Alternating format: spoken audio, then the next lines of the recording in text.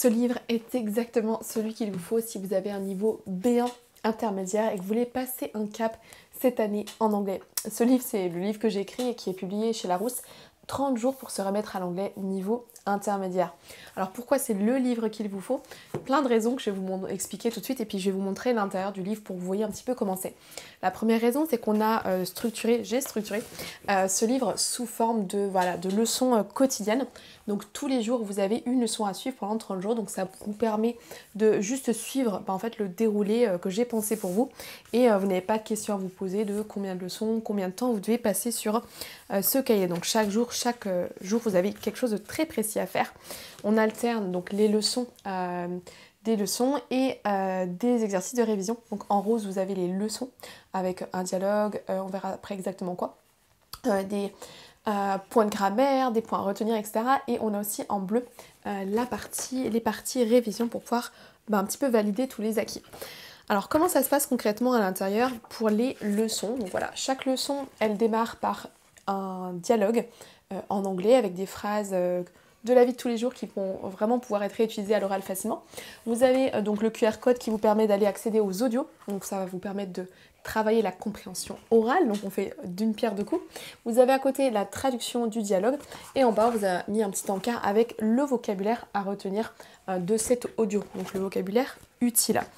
Donc là, avec cette première partie, avec la partie dialogue, vous allez pouvoir vous entraîner à la compréhension écrite en lisant le dialogue, à la compréhension orale en écoutant le dialogue.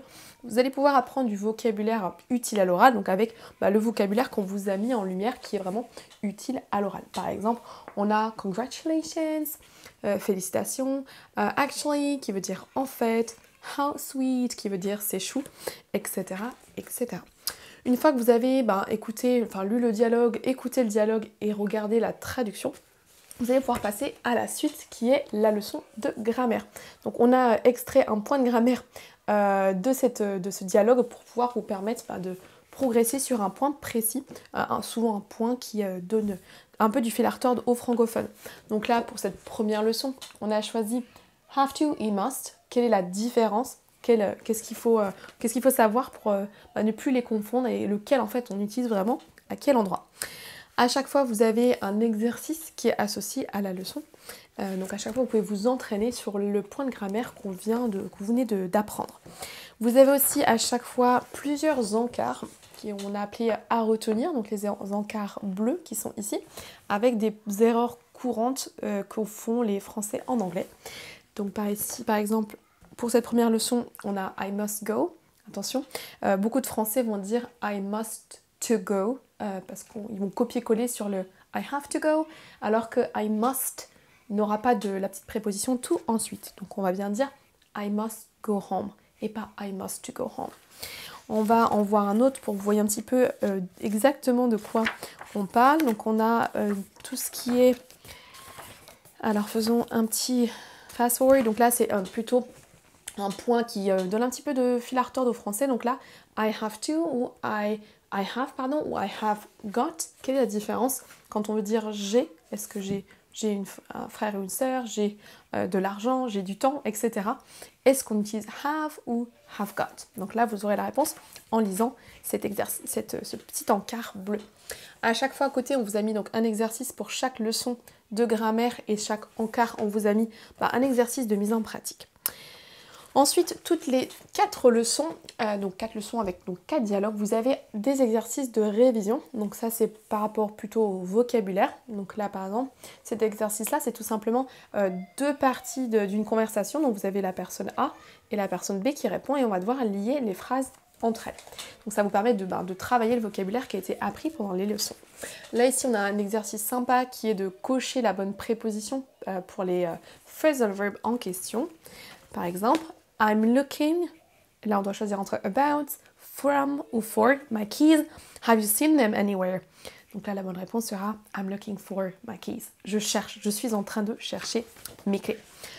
On continue dans la partie révision, on a encore des pages de révision avec différents exercices. Donc là on a par exemple des mots croisés, ici on a un exercice avec qu'on appelle fill in the gap, fill in the blank plutôt même. Vous avez un trou en fait et vous allez devoir mettre les bonnes expressions aux bons endroits. Par exemple, là ici, on a I can't believe it's already September. Je peux pas croire que c'est déjà septembre. Et là, vous devez rajouter l'expression time flies qui est là au-dessus, qui veut dire que le temps passe vite.